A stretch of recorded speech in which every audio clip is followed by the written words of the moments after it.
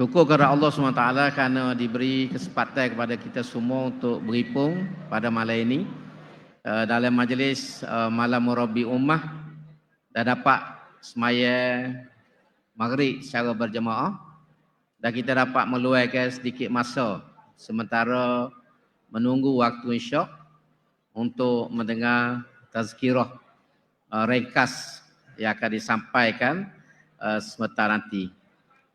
Kita harap semaya jemaah kita ni diberi pahala yang penuh oleh Allah SWT seperti mana yang Nabi sebut, pahala semaya jemaah ni sama dengan 27 kali ganda, lebih daripada semaya sore-sore. Jadi kita harap kita bolehlah merekah penuh 27 pada malam ni insya-Allah. Ahli-ahli yang berhormat, datuk-datuk, tuan-tuan dan puan-puan sekalian, sebagaimana yang kita tahu, Allah SWT menurunkan Al-Quran kepada Nabi besar kita Muhammad sallallahu alaihi wasallam.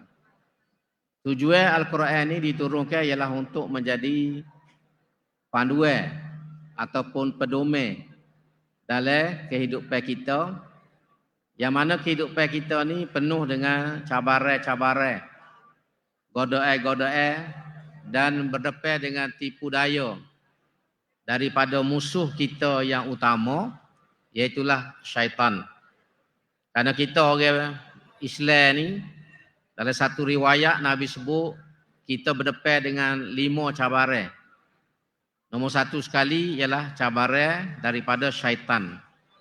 Syaitan ni dia berusaha sedaya upaya dia untuk menyesatkan kita dan menjauhkan kita daripada jalan Allah Subhanahu Wa Taala. Musuh yang kedua ialah orang kafir. Orang kafir ni sentiasa berusaha untuk memerangi kita dan menjatuhkan kita dan mengalahkan kita orang Islam. Paling kurang pun dia nak supaya kita ni turut dia. Hidup seperti mana kehidupan dia, berfikir seperti mana cara dia berfikir. Yang ketiga ialah musuh kita yang ketiga ialah orang munafik.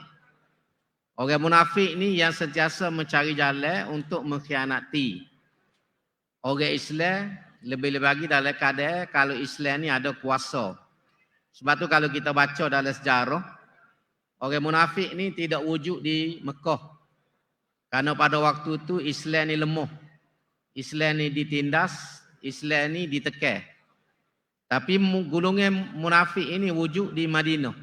Apabila Nabi berhijrah dan berjaya menubuhkan negara Islam, Islam menjadi kerajaan pada waktu itu, maka pada waktu itulah munculnya golongan munafik. Yang keempat ialah nafsu kita. Nafsu yang sentiasa menarik kita untuk buat benda yang tidak molek. Benda yang tidak disukai oleh Allah Subhanahu Wa Taala. Kerana dalam satu hadis Nabi sebut, neraka ni dilingkungi ataupun dikelilingi oleh syahwat. Huffatin naru bis syahwat wa huffatil jannatu bil makarih. Benda-benda yang kita suka nak buat. Benda hak tak molek, benda hak tak kena dengan agama hak itulah nafsu kita memang serah nak buat. Maka nafsu ni duk tarik kita semua, heret kita supaya buat benda yang tidak baik. Dan yang kelima ialah orang berimeh juga yang dengki kepada kita. Orang berimeh ni dia dengki kepada kita, boleh jadi dengki dengan harta yang kita boleh jadi dengki dengan kedudukan yang ada pada kita dan juga kelebihan-kelebihan yang lain. Jadi dalam meneruskan kehidupan yang penuh dengan cabaran ni amat penting kepada kita ada tempat kita pegang. Kalau perahu ataupun kapal ataupun kereta sewa ke berapa, dia ada stesen. Stesen untuk kita balik. Bila kita pergi jauh, minyak nak habis dan rusak kenderaan kita ada stesen, ada kalan untuk kita balik. Dan kalan kita orang Islam ni ialah Nabi tinggal 2 perkara. Tempat kita nak gantung, tempat kita nak berpegang dalam kehidupan yang penuh dengan cabaran. Pertama ialah Al-Quran. Dan yang kedua ialah sunnah. Sunnah ataupun kita orang Melayu panggil hadis. Nabi sebut dalam satu hadis yang masyhur, yang saya percaya kita biasa dengar. Nabi kata, aku tinggal kepada kamu dua perkara. Dan kamu tidak akan sesat selagi mana kamu berpegang dengan dua perkara. Iaitulah pertama, kitab Allah, iaitulah Al-Quran. Dan yang kedua ialah sunnati, kata Nabi, sunnah aku. Sunnah Nabi ini ialah ajaran Nabi. Jalan kehidupan Nabi. Contoh-contoh yang telah ditunjukkan oleh Nabi dan kemudian disambung oleh para sahabat. Yang disebut dalam pengajian ilmu kita panggil sunnah yang dibuat oleh Khulafaur Rasyidin. Sebab ada satu hadis yang lain, Nabi pesan kepada kita, alaikum bisunnati. Hendaklah kamu semua berpegang teguh dengan sunnah aku. Wa sunnatil khulafair rasyidin al-mahdiyyin.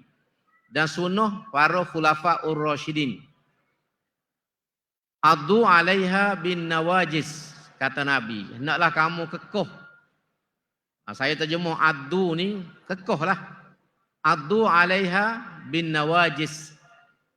Mana kalau tak ada arus doa, kita nak pegang tak boleh, gapo tak boleh, kekoh. Kita kekoh tu bergantung dengan kekoh ya. Akar pokok kau gapo. Jadi Nabi suruh kita ni siapa perekat, pegang kepada sunnah ni walaupun siapa perekat kita ni kena kekoh dengan gigi gerah. Nak pegang tak boleh, nak gantung tak boleh, dah kekoh. Jangan kita lucu. Siapa perekat tu. Dan insya-Allah kalau kita pegang sarane ataupun petunjuk Rasulullah sallallahu alaihi wasallam ini, kita akan selamat. Sebab apa? Sebab cara mudah dalam masa yang rekah ni. Quran dengan hadis ni dia royak belakang dah kita. Gapo isu, gapo persoalan, gapo masalah, gapo cabaran yang kita bertemu dalam hidup ni semua ada dah. Sebab Quran ni sendiri Tuhan buat turun untuk menjadi hidayah kepada kita. Dan dalam satu ayat lain Tuhan kata ma farratna fil kitabi min syai'in. Kami tidak tinggal dalam Quran ni satu perkara pun kita tak tinggal. Semua benda yang kita perlu, jawapan, pedoman, penjelasan, semuanya ada dalam Quran belakang. Dan yang kedua ialah hadis. Sebab hadis ni sifat dia, kata ulama, ialah sunnah ni ialah tufassirul Quran. Dia menghuraikan Quran wa tubayyinuhu, dan menjelaskan Quran ni. Dua perkara ni insya-Allah. Dan memanglah kalau kita rajin gali dalam Quran, kalau kita rajin rujuk dalam hadis ni, kita akan jumpa dengan jawapan yang banyak. Dan jawapan yang ada dalam Quran dengan hadis ni sudah pun diulah dan disusun oleh ulama-ulama kita. Ulama-ulama kita ni telah jawab banyak perkara dah. Persoalan-persoalan mengenai akidah, persoalan mengenai hukum hakam, persoalan mengenai tasawuf dalam hidup, semua ni sudah dijawab oleh para ulama kita.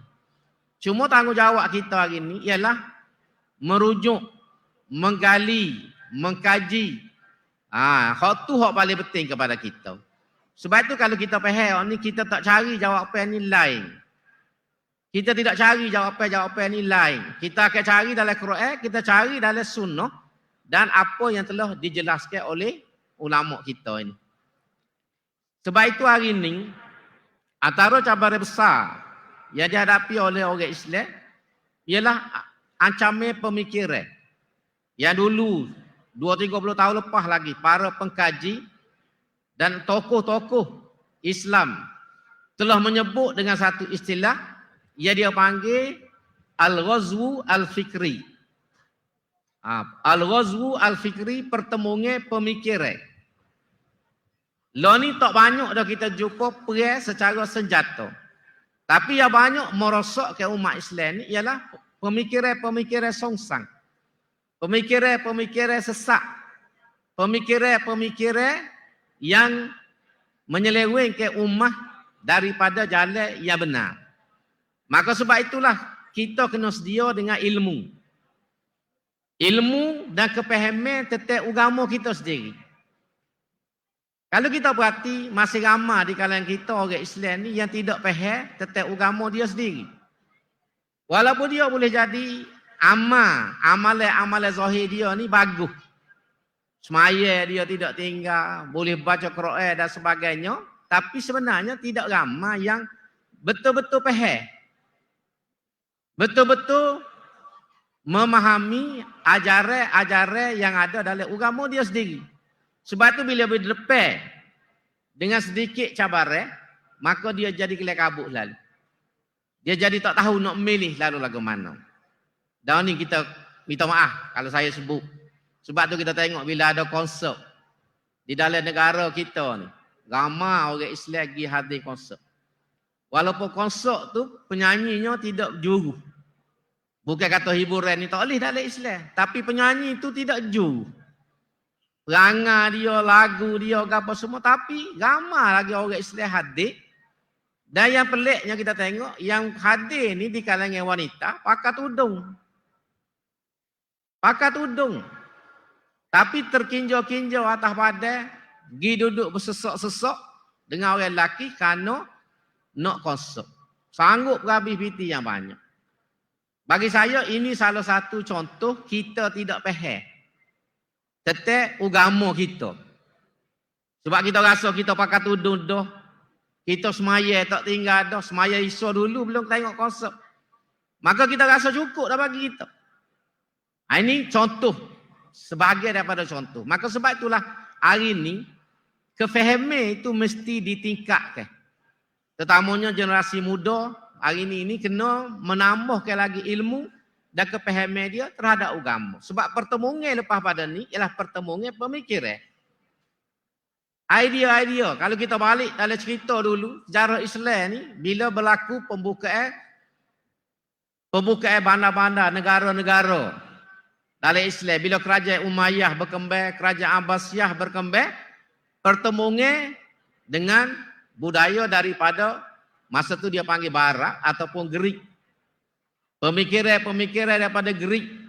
Apabila kitab-kitab falsafah terutamanya diterjemahkan ke dalam bahasa Arab, orang mula ngaji, orang bertemu dengan pemikir-pemikir Greek yang sebenarnya tidak beragama. Maka berlakulah kecelaruan di dalam pemikiran sehingga akhirnya pada waktu itu untuk mempertahankan akidah ni, ulama-ulama telah menyusung suatu disiplin ilmu yang kita panggil hari ini ilmu kalam. Disebut oleh Ibn Khaldun dalam kitab Muqaddimah ni. Ilmu kalam ni adalah alat yang digunakan untuk mempertahankan akidah berdepan dengan cabaran dan pemikiran falsafah daripada Barat pada waktu itu. Ini contoh yang paling mudah. Jadi sebab itu asal nombor satu sekali ialah ilmu dan kepahaman. Kemudian yang kedua, masalah kedua yang saya tengok berlaku di kalangan kita umat Islam ini ialah pertemuan sesama kita. Pertemuan pemikiran. Aliran-aliran pemikiran yang berbagai-bagai. Sehingga siapa ke mereka yang melampau antara satu sama lain. Badi kata, badi gapo semua ni menyebabkan kita ni tak boleh duduk sekali. Sedangkan kalau kita tengok dalam Quran, antara benda yang Quran tekan kepada kita ni lah supaya kita ni bersatu padu. Tuhan sebut dalam Quran, wa'tasimu, hendaklah kamu bersatu padu. Kalau kita ambil dari segi kaedah nahunya, ni peratuh ni. Wa'tasimu ni peratuh. Hendaklah kamu bersatu padu. Kamu sini ialah orang Islam. Dan bersatu padu ni pula ialah bihablillah. Dengan tali Allah. Yang diterjemahkan oleh ulama ialah dengan Quran. Mana kalau kita pegang kepada Quran betul-betul, kita tidak akan pecah. Kita tidak akan pecah. Kita pecah ni bila kita tidak pegang kepada ajaran Quran yang sebenar. Dan bila pecah ni Nabi sebut dalam satu hadis yang panjang, Nabi kata al-jama'atu rahmah wal firqatu azab. Berjemaah ni iaitu bersatu padu ni duduk sekali ni sop palo. Kita Kelantan kata sop palo. So pala so pikiran ni ialah rahmatun, merupakan suatu rahmat. Memberi kebaikan kepada kita orang berimeh di mana saja kita berada. Sebaliknya wal firqatu azab. Berpecah belah ni, bawa diri mu ala kuatu aku ala kuat ni, mu ala situ ala sini ni merupakan suatu azab, kesengsaraan sebagaimana yang berlaku hari ini. Kalau kita kait dengan suasana politik yang ada pada hari ini, orang Islam ramai mana kena bunuh di plastik. Lelaki, perempuan, kanak-kanak dibunuh.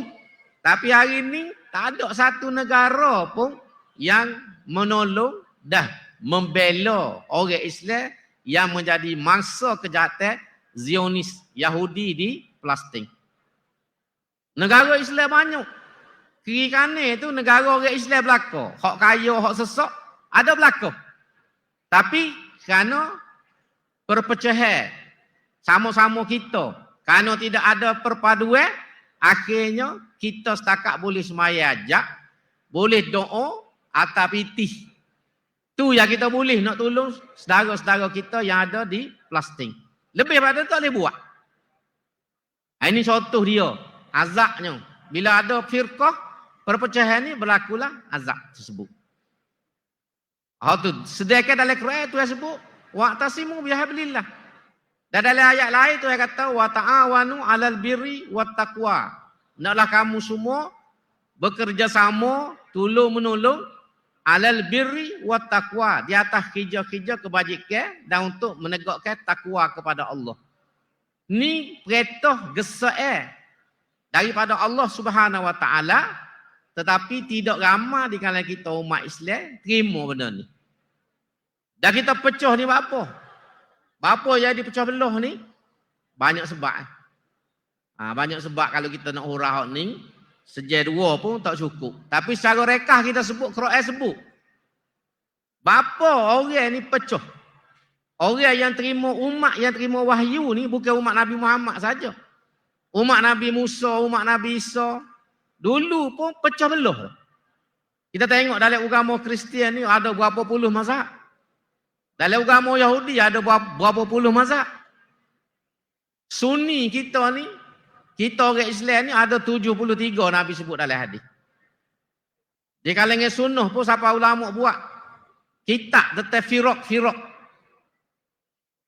Syiah sendiri pun pecah juga sama-sama dia. Pecah belaka. Kalau kita tengok dalam Quran, ada dua sebab Tuhan bui. Bapa orang yang jadi pecah. Orang ataupun umat yang menerima kitab suci, pengikut asal Nabi, tiba-tiba bila Nabi tak ada, dia jadi bala. Nombor satu Tuhan kata, sebabnya ialah barian bainahum. Barian bainahum. Nak terjemah mana? Barian bainahum. Wa ma tafarraqal ladzina utul kitaba. Patu akhir ayat tu kata barian bainahum, sebab badikan nak muaku. Bertindak melampaui batas, ganah terhadap sama sendiri. Itu nombor satu. Yang kedua ialah beragah dengan pandangan sendiri.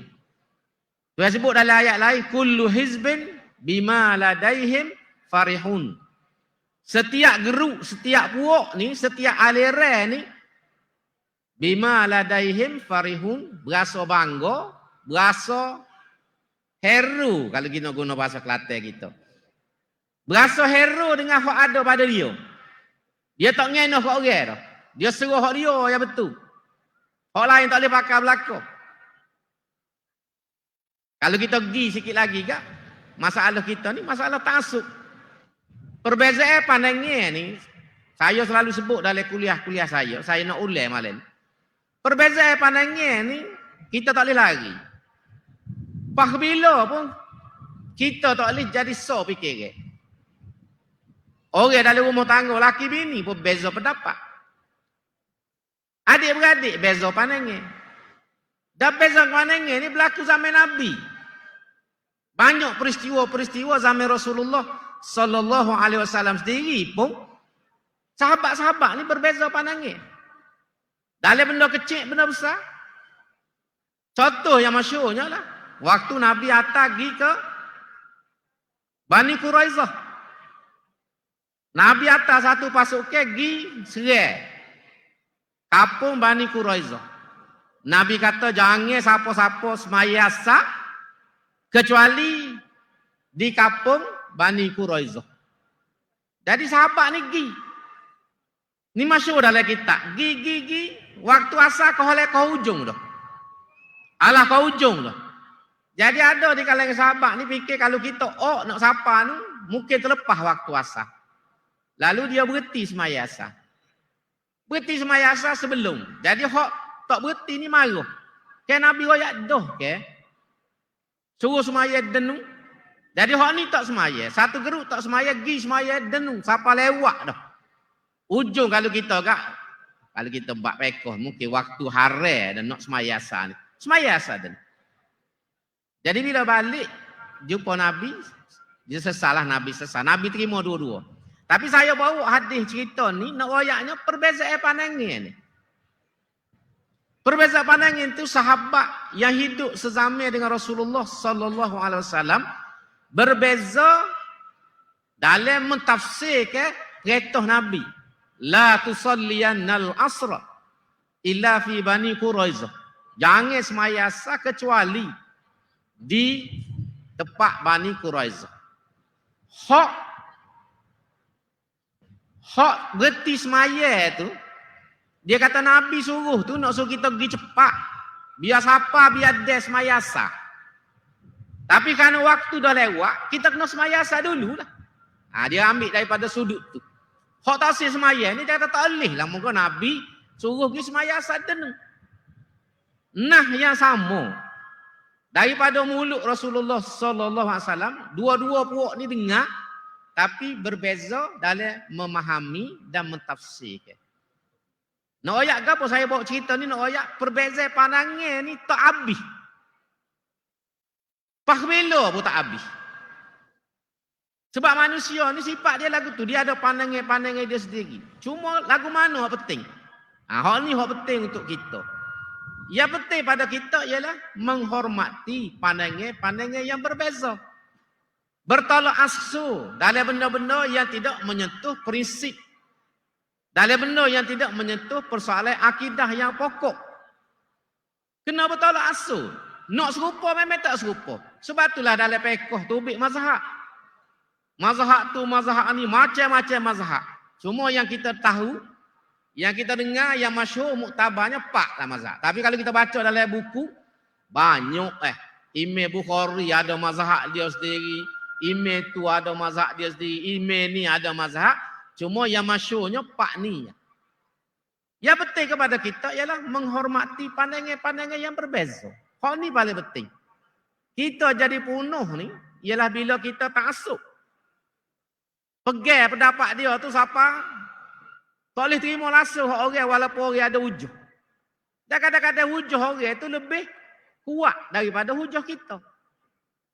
Imam Syafi'i beri pesan dah, kita ni pengikut mazhab Syafi'i. Imam Syafi'i pesan. Dia kata kalau istihad aku, pandangan aku ni bercangguh.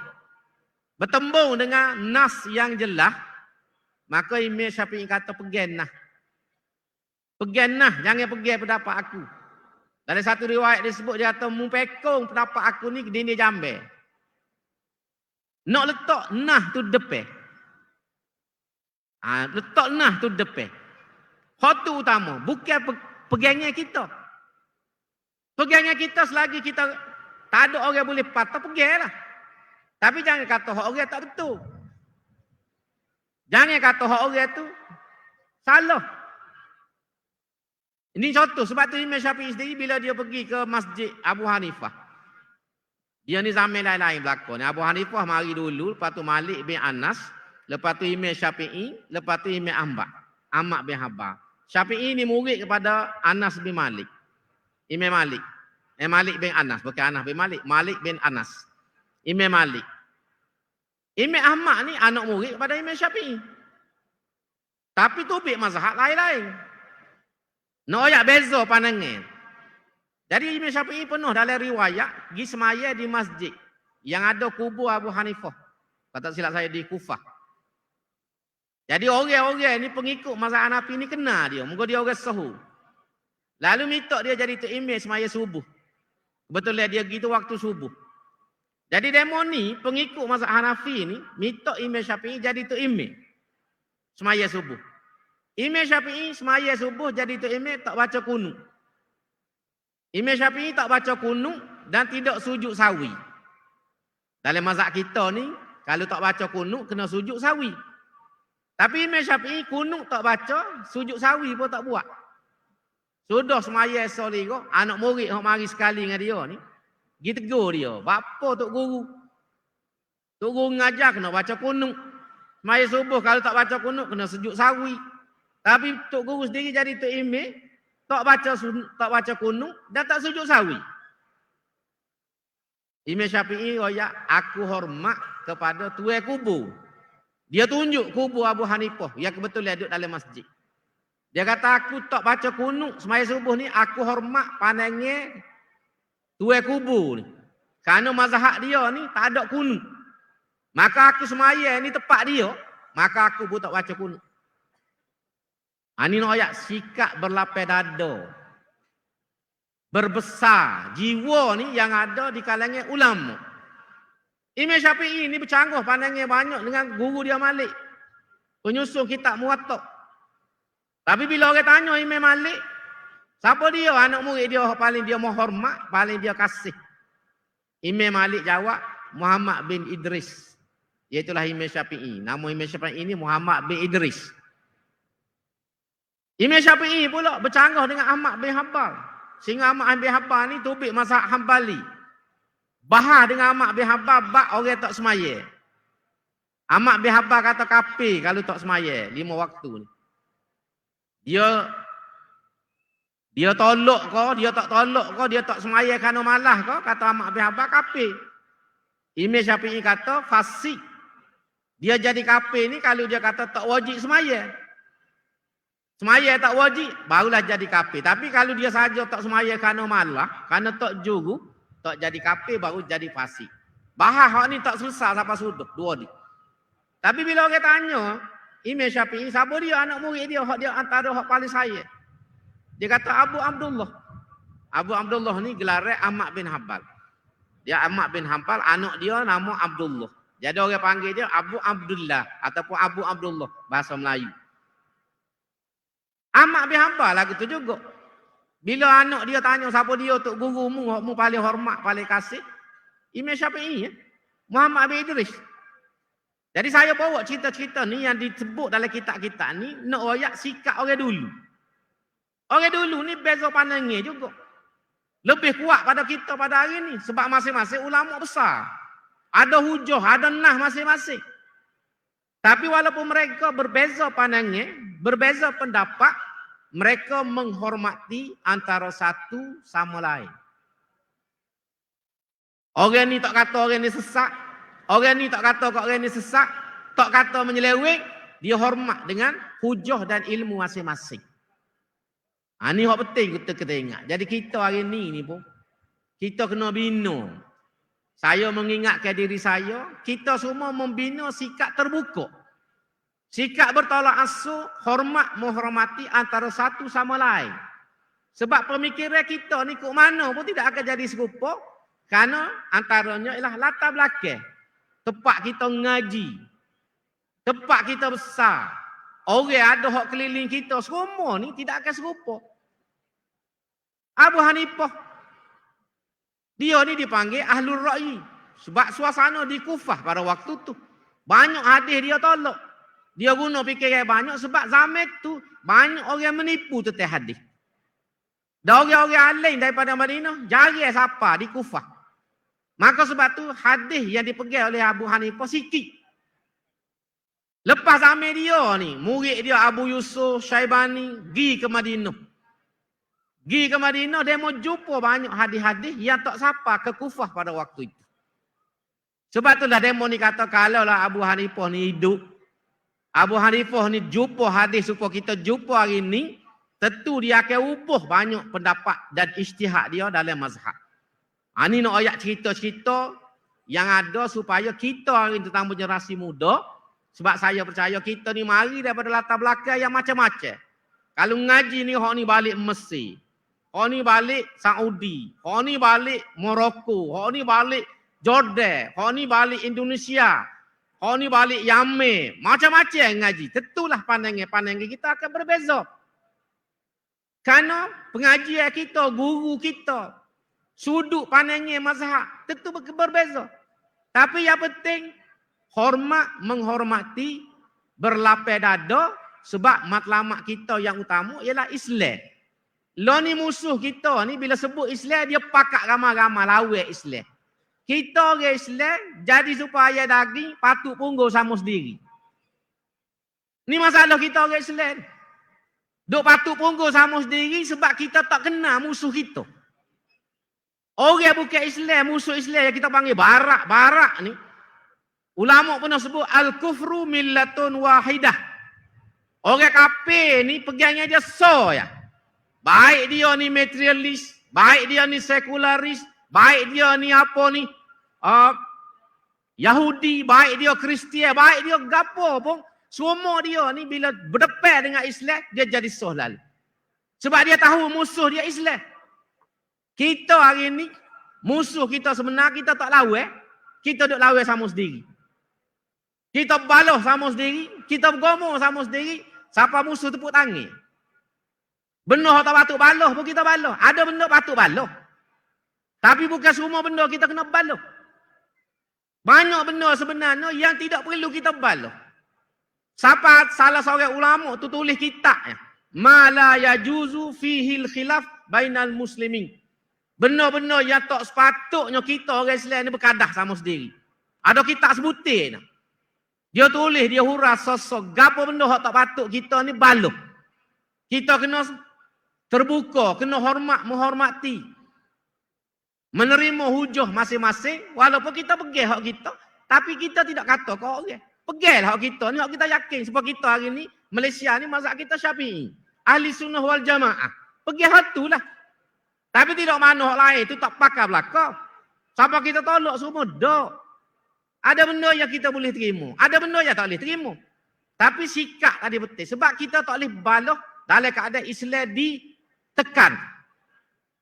Kita ni ibarat apa Nabi kata akhir zaman ni, kita orang Islam ni tada'a alaikumul umam kama tada'al aklatu ila qas'atiha. Nabi sebut ni akhir zaman ni. Akan mari satu keadaan di mana orang Islam ni diurung oleh musuh-musuh dia supaya orang urung hidangnya. Pakai urung seliur belakang nak makan. Mu nak pegang, mu nak cobek, mu nak mamuh, mu nak nak ambil masa tu. Akan berlaku keadaan macam inilah zaman kita hari ni. Sahabat tanya apa jadi lagu tu? Sikit kau orang Islam. Dok, amin killatinah tu. Kerana kita sikit kau. Sahabat tanya, dok. Mu ni ramah pada waktu Nabi kata, tapi mu ni ramah banyak. Serupalah buih atas air. Buih banyak penuh. Tapi nak pijak tak boleh. Kalau pijak juga pondi lah kita. Tak boleh. Pasal apa? Penyakitnya al-wahan. Penyakit wahan. Wahan ni apa dia? Hubbud dunia wa karahiyatul maut. Cinta kepada dunia, berebut jawatan, berebut harta, berebut pakat, berebut kedudukan, patut punggung sama sendiri. Lepas tu takut mati. Ini penyakit yang kita hadap. Jadi insya-Allah saya sebut ni, kerana masa pun dah sampai, mudah-mudahan boleh memberi manfaat kepada diri saya dan kepada kita semua, supaya kita boleh membetul di mana yang silap, menguatkan di mana yang lemah, memperkasakan di mana yang sudah kuat, supaya kita boleh menjadi benteng kepada ummah, memastikan Islam ini terus tegak, bukan saja di Kelantan, tetapi di seluruh negara Malaysia yang kita cintai dan juga di seluruh dunia insya-Allah. Itulah harapan kita. Minta maaf kalau ada bahasa dan kata-kata yang menyinggung perasaan kita semua. In uridu illal islah mastata'tu. Semata-mata nak mencari kebaikan demi agama dan juga masa depan ummah kita insya-Allah. Terima kasih kepada pihak pengajar yang memberi peluang kepada saya untuk berkongsi pandangan pada malam ini.